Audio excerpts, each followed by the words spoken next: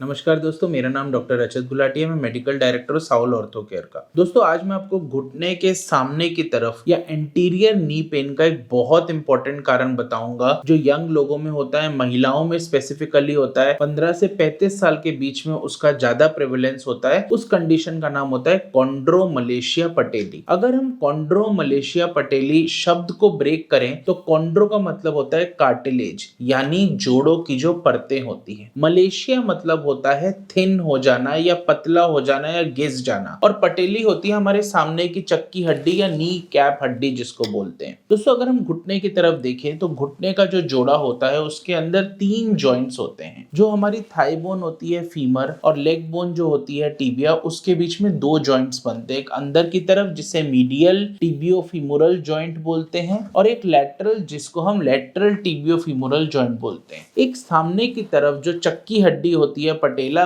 वो thigh bone यानी femur के साथ एक और जोड़ा बनाता है जिसे हम पटेलोफिमुरल जॉइंट बोलते हैं। जैसे कि टिबियोफिमुरल जॉइंट के अंदर एक कार्टिलेज होती है, एक जोड़ों की परत होती है जिसके घिस जाने से घिसावट या ऑस्टियोआर्थराइटिस होता है, ऐसे ही पटेला और फीमर के बीच में भी एक कार्टिलेज होती है जिसके घिस जाने से कॉन्ड्रोमलेशिया पटेली होता है। कॉन्ड्रोमलेशिया पटेली जनरली 15 से 35 साल की आयु में होता है। महिलाओं में ये पुरुष के बनस्पत ज्यादा पाया जाता है। अगर इसके सिम्टम्स की बात करें तो घुटने के सामने की तरफ में पेन होता है, साथ में स्टिफनेस हो सकती है, स्वेलिंग हो सकती है, रेडनेस हो सकती है। घुटनों को बेंड करने में या मूव करने वाली जितनी एक्टिविटीज होती हैं, जैसे चौकड़ी मार के बैठना, सीढ़ियां चढ़ना, या फिर स्क्वाट करके या इंडियन टॉयलेटिंग पोजीशन में बैठना या नीचे बैठना, उसके अंदर आपको कठिनाई हो सकती है। सामने की तरफ घुटने में कड़कड़ाहट या क्रेपिटस भी हो सकता है। दोस्तों, कॉन्ड्रोमलेशिया पटेली की यदि डायग्नोसिस की बात करें तो जनरली ये क्लिनिकल डायग्नोसिस होता है। एक्सरे से आपको बहुत ज्यादा डिफरेंसेस नहीं पता लगेंगे, पर अगर आप देखना चाहते हैं एक्सरे के अंदर तो एक 30 डिग्री फ्लेक्शन करके या घुटने को 30 डिग्री के अंदर मोड़ के एक लैटरल व्यू से आप आइडिया ले सकते हैं,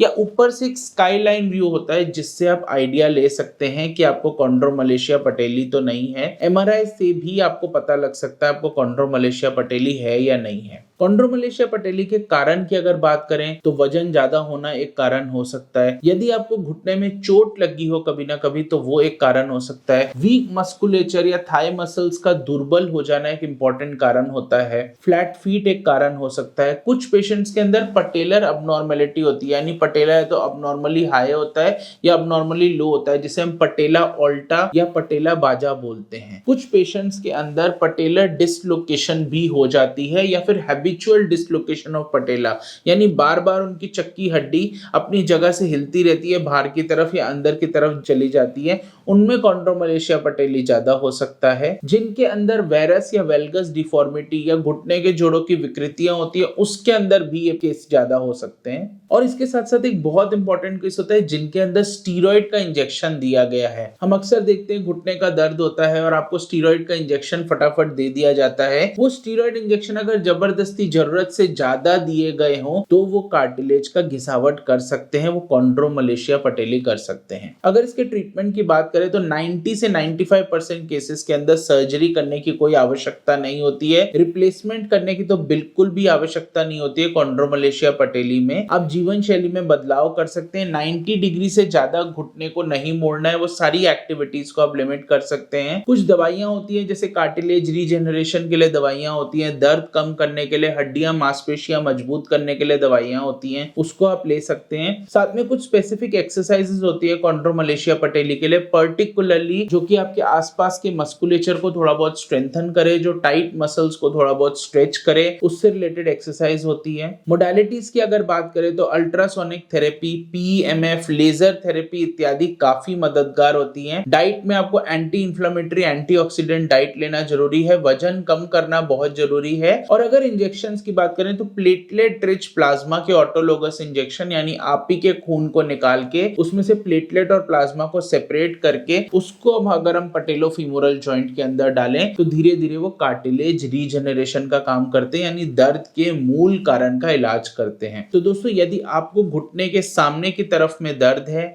आप यंग है और अपना काम नहीं कर पा रहे हैं, तो चिंता करने की कोई बात नहीं। शीघ्र से शीघ्र साउल ऑर्थो केयर के पेन मैनेजमेंट सेंटर पे जरूर कांटेक्ट करें। ऐसी और जानकारी भरी वीडियोस देखने के लिए इस चैनल को जरूर सब्सक्राइब करें और इस वीडियो से रिलेटेड आपका कोई भी डाउट है, कोई भी क्वेरी है तो बेझिझक कमेंट बॉक्स में टाइप करें। Thank you.